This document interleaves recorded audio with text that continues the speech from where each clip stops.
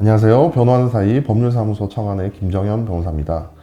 길고 힘들었던 학폭위 절차 끝에 우리 아이가 조치 없음 결정을 받고 정말 다행이라는 생각에 안도하셨을 겁니다. 그런데 얼마 뒤에 법원이나 행정심판위원회에서 서류가 하나 날라오는 경우가 있습니다.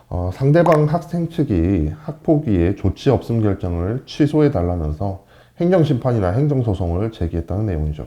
그렇게 억울함을 소명을 해서 겨우 조치 없음 결정으로 끝이 났는데 또 끝까지 물고 늘어진다는 생각에 도대체 어떻게 대응해야 할지 막막하실 겁니다. 그래서 오늘 영상에서는 바로 이런 경우, 즉 학폭위 결정에 대한 상대방의 불복 절차에 대해서 어떻게 현명하게 대응해야 하는지 명확하게 알려드리겠습니다. 우선 상대방의 불복이 어떤 절차로 진행되는지에 대해서 살펴보면, 먼저 상대방은 학폭위 결정에 대해서 행정심판과 행정소송을 통해서 이의신청을 하게 되는데요. 행정심판은 행정심판위원회, 행정소송은 법원에 제기하는 것으로서 행정심판이 소송에 비해서 절차가 비교적 간단하고 신속하게 진행되는 편입니다.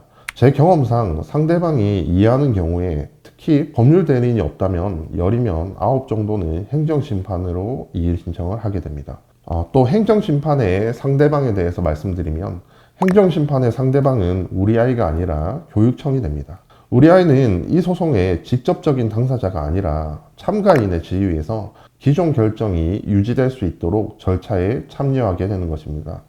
이 점을 명확하게 인지하시면 심리적인 부담감을 조금은 덜 수 있습니다.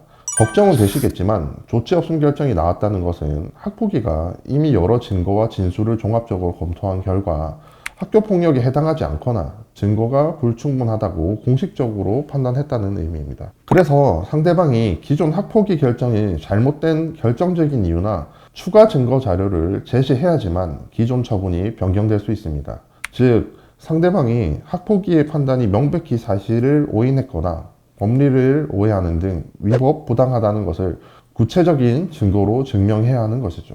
통상 법원과 행정심판위원회는 학폭위의 전문적인 판단과 재량을 존중하는 경향이 있습니다. 명백한 흠결이 없는 한 1차적인 판단 기관인 학폭위의 결정을 쉽게 뒤집지는 않습니다.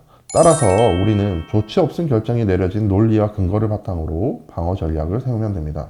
그렇다면 이 신청을 당한 입장에서 구체적인 대응 방법을 알려드리면, 우선 참가인으로 반드시 참여하는 것이 좋습니다. 법원이나 행정심판위원회로부터 관련 서류를 받았다면 참가 신청서를 반드시 제출해야 합니다. 앞서 말씀드렸듯이 이 소송의 피고는 교육청입니다. 만약 우리가 참가하지 않으면 교육청의 소극적인 대응에 따라서 결과가 뒤집힐 수도 있고 우리에게 유리한 증거나 의견을 진술할 기회를 포기하게 되는 것이기 때문이죠. 겨우 억울함을 풀고 조치 없음 결정을 받았는데 참가하지 않아서 의견을 진술할 기회를 잃어버리고 결과가 뒤바뀐다면 정말로 억울하겠죠. 그래서 상대방이 추가 증거나 주장들을 하는 경우들이 있기 때문에 그에 맞추어서 우리도 반박 증거를 제출해야만 합니다.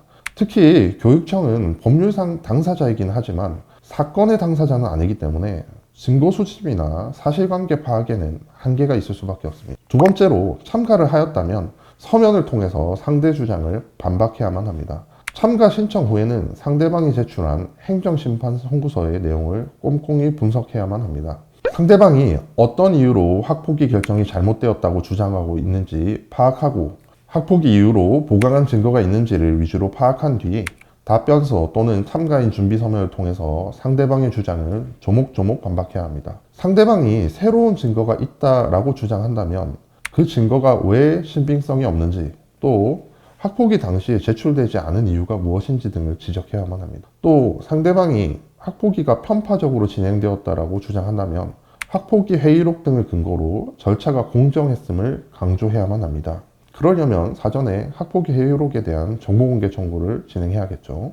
핵심은 학폭위가 왜 조치 없음 결정을 내렸는지 그 정당성을 논리적으로 구성해서 다시 한번 서면으로 강조해야 한다는 것입니다. 저희 로펌이 수행한 사건 중에는 학폭위에서 조치 없음 결정으로 마무리된 사건들이 많이 있는데요. 이 경우 제 경험상 거의 절반 이상의 사건에서 상대방은 불복하여 행정심판을 제기하고 있습니다. 그런데 상대방이 행정심판을 제기한 사건에 대해서 저희가 참가해서 대응한 사건 중에는 앞서 말씀드린 방법으로 충실하게 대응한 결과 저희가 행정소송을 제기해서 오히려 처분을 취소시킨 사례는 있지만 상대방이 행정심판을 제기해서 결과가 뒤집힌 사건은 지금까지 단 한 건도 없었습니다. 자, 정리하겠습니다. 학폭위에서 조치 없음 결정을 받았음에도 상대방이 행정심판이나 소송을 제기했다면 첫 번째로 당황할 필요는 없습니다. 우리는 이미 학폭위에서 이미 한번 판단을 받았고 상대방이 해당 결정이 문제가 있음을 추가 증거나 주장을 통해서 입증해야 합니다.